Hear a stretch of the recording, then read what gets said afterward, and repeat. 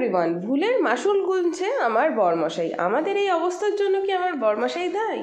দিনের পর দিন বাপের বাড়িতে পড়ে রয়েছি, বাড়িতে নিয়ে যাওয়ার নামগন্ধই করছে না। আফসোস তো অবশ্যই করছে, আমাদের শরীর খারাপ কবে ঠিক হবে, কি হবে, আদৌ কি ঠিক হবো আমরা? পুজো সামনে চলেই আসছে, কিন্তু অবস্থা যে খুবই দিন দিন খারাপ হয়ে যাচ্ছে। অনেক দিন বাদে তোমাদের সাথে একটা ঝাঁকানাকা ব্লগ নিয়ে চলে এলাম, সঙ্গে থাকো, আজকের ঝাঁকানাকা ব্লগটা ওয়াচ করতে থাকো। আর কে কোথা থেকে দেখছো তাড়াতাড়ি কমেন্ট বক্সে জানিয়ে দাও তো, কে কোথা থেকে আজকের ঝাঁকানাকা ব্লগটা ওয়াচ করছো। তো চলো দেরি না করে আজকের ঝাঁকানাকা ব্লগটা দেখতে শুরু করে দাও। So hello everyone, you are watching Asansol blogger Shrabani. যে যেখান থেকে দেখছো আমার ব্লগটা, আশা করি খুব ঝাক্কাস এবং বিন্দাস আছো। আমাদের যে কি হয়েছে কে জানে, এই ভালো নেই, এই কথাটা বলতে নেই, কিন্তু বুঝতেই পারছো ভয়েস শুনে। আজকে হয়ে গেল 20 তারিখ, আজকে 20 সেপ্টেম্বর। বাবা, কথা বলতেও যেন কষ্ট হচ্ছে। সো যারা যারা চ্যানেলে নতুন, অবশ্যই চ্যানেলটিকে সাবস্ক্রাইব করে বেল আইকনটি হিট করে দিও। মানে একবার ভাবলাম ব্লগ শুরু করব না, একবার ভাবলাম করি, নাহলে তো হচ্ছেই না করা। যেমন পাচ্ছি তেমনই আজকে তোমাদের সাথে একটা ছোট্ট ব্লগ শেয়ার চেষ্টা করব। জানি না এডিট করে কতটা কি করে তুলতে পারবো, কি বলছি তাও জানি না, কারণ ভালো লাগছে না। আর আজকে হচ্ছে 20 তারিখ বললাম, তো চলো এখন কি কি রান্না হয়েছে একটু দেখাই তোমাদের। তো দেখো, খাওয়াতে কারোরই রুচি নেই, আমার থেকে মারও শরীর খারাপ হয়ে যাচ্ছে, মার খাটনি বেশি বেড়ে যাচ্ছে আমাদের জন্য। আর এখানে দেখতে পাচ্ছ ডিম আর সয়াবিন দিয়ে আলু দিয়ে একটা তরকারি মা রান্না করছে। আর এখানে এটা হচ্ছে কালো জিরে বাটা, রসুন পেঁয়াজ লঙ্কা দিয়ে, কাঁচা লঙ্কা দিয়ে, গোলমরিচ দিয়ে। আর এখানে হয়েছিল জুনিয়রের জন্য খিচুড়ি, সে খায়নি।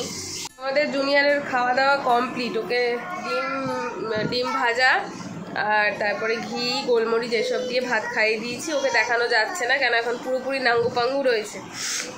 তো আমার এদিকে ভাত রয়েছে, আমি চলো খেয়ে নিই, পরে আসছি। ওই কালো জিরে বাটা দিয়ে ভাতটা খাবো, খেয়ে দিয়ে নিই, পরে আসি। খুব গরম লাগছে, তোমাদের ওখানে কি খুব গরম পড়েছে? আমাদের এখানে তো কলকাতায় প্রচণ্ড গরম, আসানসোলেও মেবি পড়েছে। আর বরমশাইও আমাদের এই অবস্থা থেকে তারও ভালো লাগছে না।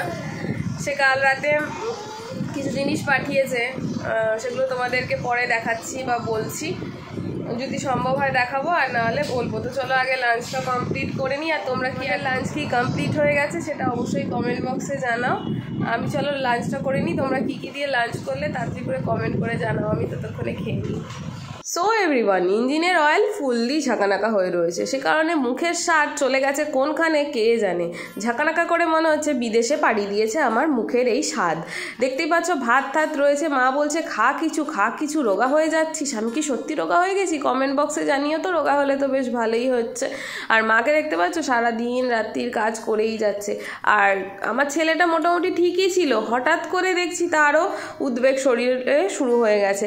অবশ্য আমার ধারে আসছে, আমার এত জ্বর ঠর হয়েছে, সে কারণে ও যদি আমার ধারে কাছে তো আসবেই, সে কারণে ওর শরীরটা খারাপ হচ্ছে। বলেছিলাম মাকে ফ্রিজটা পরিষ্কার করে দেবো, নিজের যা ঝাঁকানাকা অবস্থা, সময় পাচ্ছিই না। আর দেখতে পাচ্ছ এখন ওনাকে টাইম দিতে হচ্ছে, উনি কান্না করছে। অ্যাকচুয়ালি ওর তো ভালো লাগছে না, নাকটা সুরসুর করছে, হুড়হুড় করছে। কি আর করবে বলো, কিছু করার নেই। আর ওদিকে বরমশাইও কিন্তু বিশাল চিন্তিত হয়ে যাচ্ছে যে বউয়ের এরকম শরীরটা খারাপ হলো কি করে, বউকে যে বাড়িতে নিয়ে আসবো, কি করে নিয়ে আসবো, শরীরটা যদি এত খারাপ থাকে। আর সব থেকে বড় কথা কি বলো তো, মনের ব্যথা হচ্ছে বড় ব্যথা।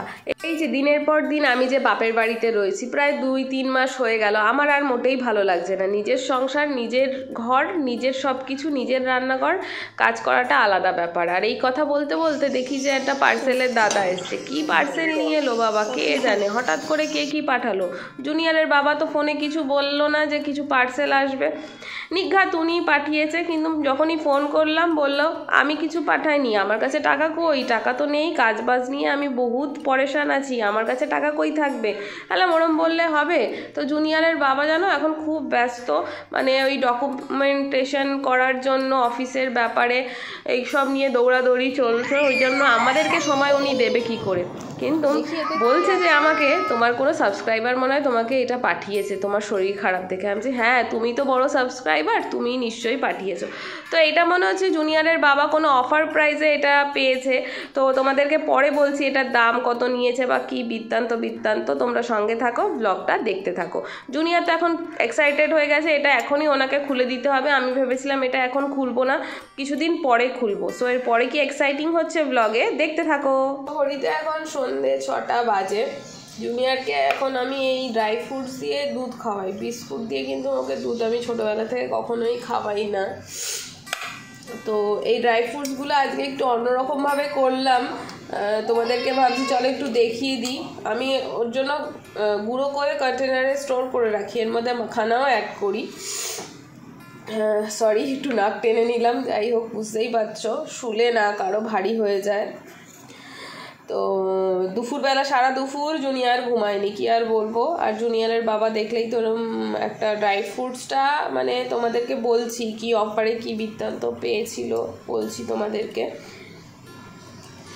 তো এখানে আমি এই যে ছালগুলো ছাড়িয়ে এখানে দেখো কিছুটা গ্রেট করে নিয়েছি, এই গ্রেটারটা দিয়ে বেশ ভালোই গ্রেট হচ্ছে। তো চলো বাকি ইনগ্রিডিয়েন্টসগুলো আমি গ্রেট করে নিই। আর এখানে দেখো কালকে এই যে এই দুধ দেখতে পাচ্ছ বর্মশাই পাঠিয়েছে 2 প্যাকেট দুধ, আর তার সাথে হচ্ছে তোমাদের দেখাচ্ছি দাঁড়াও। সো এই যে দেখতে পাচ্ছ এখানে এটা হচ্ছে ওই ডেলা গুড়, এটাকে ভেলি গুড় বলে মেবি। বর্মশাই কালকে রাত্রিবেলা পাঠিয়েছে, যেহেতু আমার ঠান্ডা লেগে অবস্থা খারাপ। এইখানেও রয়েছে, এখানে ধরেনি পুরোটা। তো কাল রাতে খেয়েছিলাম গরম দুধে গুড় দিয়ে। জুনিয়র দুষ্টুমি করছে আর কথা শুনছে না, জুনিয়রকে এখন দেবো একটুখানি। তো চলো এটাকে গ্রেট করে নিই। সো এভরিওয়ান, ঝাঁকানাকা করে বরমশাই কতটা চিন্তিত হয়ে গেছে তোমরা আশা করি বুঝতেই পারলে। রাত্রিবেলায় কিন্তু গুড় দুধ পাঠিয়ে দিয়েছে, তাড়াতাড়ি করে গুড় দুধ খেয়ে সর্দি ঠর্দি বার করতে হবে, পুজোর আগে সুস্থ হতে হবে। তো সামনেই পুজো, তোমাদের সকলের শপিং হয়ে গেছে, আমাদের এবছরের শপিং কিন্তু মনে হয় না হবে। জুনিয়রের বাবা তো করে দিতে পারবে না, আর জুনিয়র যা গিফট পাবে সেগুলোই হয়ে যাবে আমাদের শপিং বলতে পারো।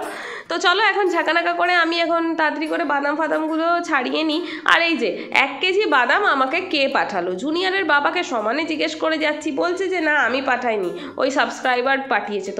তোমাকে তো অনেকে ভালোবাসে, লাইভে অনেকের সাথে গল্প করো, তারাই পাঠিয়েছে, বুঝতে পারছো, সমানে বলে যাচ্ছে। আমি বলছি না তুমিই পাঠিয়েছো, কিন্তু টাকা পেলে কোথায়? বলে আরে টাকা কোথায় আর পাবো, এইটা একদম সস্তায় পেয়ে গেছি, 1250 টাকা দাম, কিন্তু পেয়েছি মাত্র 500 টাকা কি 550 টাকায় হবে।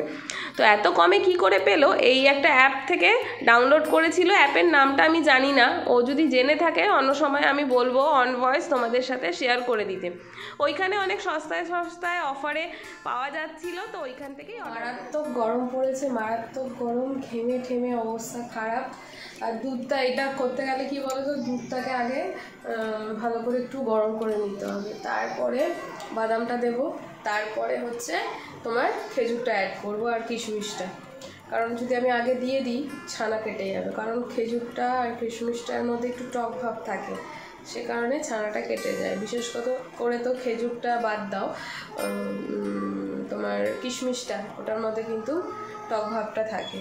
তো চলো তাড়াতাড়ি করে জুনিয়রের খাবারটা বানিয়ে নিই, ওকে দুধটা খাইয়ে দিই। সো সত্যি কথা বলতে বেবিদেরকে দুধ বিস্কুট খাওয়ানোর থেকে এই যে এই মাখানা দুধ ড্রাই ফ্রুটস দিয়ে যেটা আমি বানাচ্ছি এটা খাওয়ানো অনেকটা হেলদি। তো এইটা বাচ্চাদেরকে তোমরা কিন্তু খাওয়াতে পারো।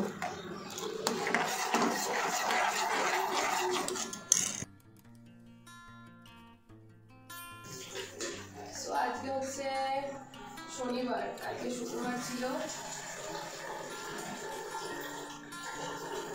আজকে আর ব্লগটা কন্টিনিউ করতে পারিনি। এখন রাত্রি 11টা কি 11:30 বাজতে যায়, মানে দিনের বেলা ঝাঁটা লাগছেই না, সে কারণে আর কি করে লাইভেও আসতে পারছি না আর ব্লগও শেয়ার করতে পারছি না।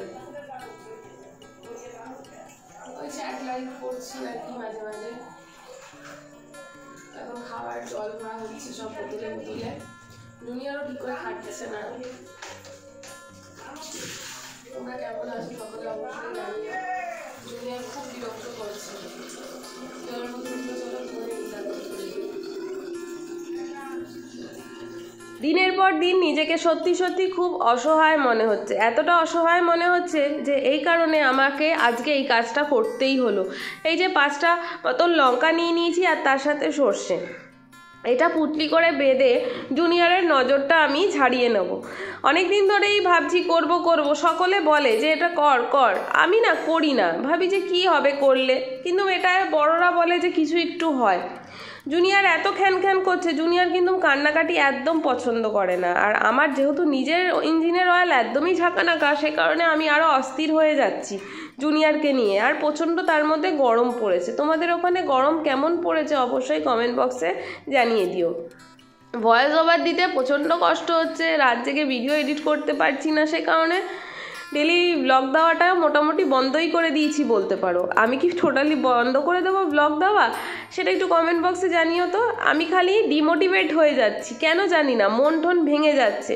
সব সময় বলি না যে কাছের মানুষকে যদি পাশে পাও তাহলে দেখবে অনেকটা নিজেকে স্ট্রং রাখতে পারবে। জুনিয়রের বাবা অত দূরে রয়েছে, আমরা এখানে রয়েছি, আমার মনটা না ভালো লাগছে না, সবসময় বাড়িতে যেতে ইচ্ছা করছে, কিন্তু পরিস্থিতির চাপে আমি বাড়িতে যেতে পারছি না। কি করব বলো, অভাগা আমি, মানে কি আর বলবো। মানে সবাই হয়তো ভাবছে যে তুমি তো সুখেই আছো, সত্যি বাপের বাড়িতে সুখেই রয়েছি, কিন্তু এক যে মায়ার যে জাল, সেই মায়ার জাল থেকে তো আর বঞ্চিত হতে পারবো না। সেই মায়ার টানে মনে হচ্ছে যেন বাড়ি চলে যাই, সেখানে গিয়ে থাকি। কারণ জুনিয়রের বাবা কি খাওয়া দাওয়া করছে না করছে, সারাদিন একা একা থাকার একটা ব্যাপার। অবশ্য শাশুড়ি মা আছে, ওনারও বয়স হয়েছে, কি আর বলবো। আর এদিকে জুনিয়র হচ্ছে এবিসিডি নিয়ে রাত্রিবেলা পড়েছে, কিন্তু জুনিয়রের কি বলবো, মামা খুব ডিস্টার্ব করছে, কান্নাকাটি করাচ্ছে। আমি বলছি দেখ আমারই ইঞ্জিনের অয়েল ফুললি ঝাঁকানাকা হয়ে গেছে, তুই ওকে এবিসিডিগুলো দিয়ে দে, ওতে ও রাত্রি 12টা কেন 1টা অবধি এবিসিডি করুক, রাত্রি 2টোর সময় ঘুমাক। জুনিয়র রাত্রি 2টোর সময় ঘুমিয়েছে। আর আমার ভয়েস ওভারটা তোমরা একটু অ্যাডজাস্ট করে নিও, আমি একটানা হাঁপিয়ে হাঁপিয়ে ভয়েস ওভার করতে পারছি না।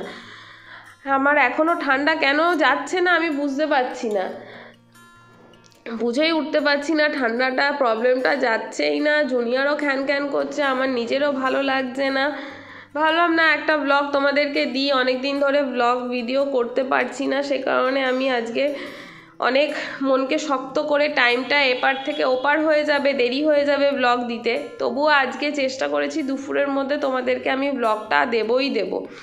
আর এইদিকে জুনিয়রের বাবা আমাদের যেহেতু মুখে একদম কিছু খেতে ইচ্ছা করছে না, আর একটু চকলেট টকলেট পাঠিয়েছে, কি করবে বলো, দূর থেকে মানুষটারও তো কষ্ট হচ্ছে আমাদের জন্য, ওই জন্য যেটুকু পাচ্ছে। আর এতটা দূর সবসময় যাতায়াত করাও যায় না, যাতায়াত করতে গেলে অনেকটা টাকা পয়সারও খরচারও ব্যাপার হয়ে যায়। তো যাই হোক, সেই টাকা পয়সা দিয়ে যদি কিছু জিনিস পাঠিয়ে দেয় সেটাই কাজে দেবে। এই মুহূর্তে জুনিয়রের বাবার এটা ইচ্ছে আর কি। তো যাই হোক, ও চকলেট কেক পাঠিয়েছে, মানে ডায়েরি মিল্কের যে কেকগুলো পাওয়া যায় এগুলো খুব সুন্দর জানো তো, উপরটা চকলেট ভিতরটা কেক। তোমরা কে কে খেয়েছো এটা অবশ্যই জানিও। তো যাই হোক, আমার ভয়েস ওভারগুলোকে একটু ইগনোর করে দাও, তোমরা একটু প্রে করো। আমি অনেক কিছু ভেবেছিলাম যে পুজোর আগে সুন্দর সুন্দর রিলস দেবো, সুন্দর সুন্দর ভিডিও দেবো, মেকওভার ভিডিও দেবো, কিচ্ছু করতে পারছি না, মনটা খুব ভেঙে যাচ্ছে জানো তো, প্রচণ্ড পরিমাণে ভেঙে যাচ্ছে। আর জুনিয়র তো এখন কেক খাবে এত রাতে, আর কেকটা আমি দেবো না ওকে, চকলেট কেকটা ওকে আমি এখন মাখানা দেখাচ্ছি, বলছি যে এখন মাখানা খেয়ে নাও, চকলেট কেক কাল সকালে খাবে, এখন খেতে হবে না। ওর বাবা অবশ্য ওর জন্যই পাঠিয়েছে এবং আমার জন্য, যেহেতু আমরা কিছু খেতে পাচ্ছি না।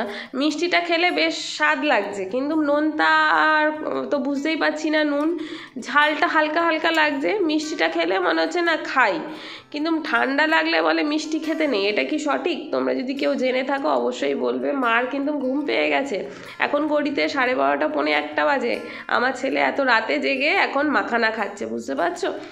তো আশা করি আজকের এই ব্লগটা তোমাদের ভালো লেগেছে, ভালো লাগলে অবশ্যই লাইক কমেন্ট শেয়ার করতে ভুলো না। টাটা, আবার খুব শিগগিরই সুস্থ হয়ে চলে আসবো তোমাদের সাথে।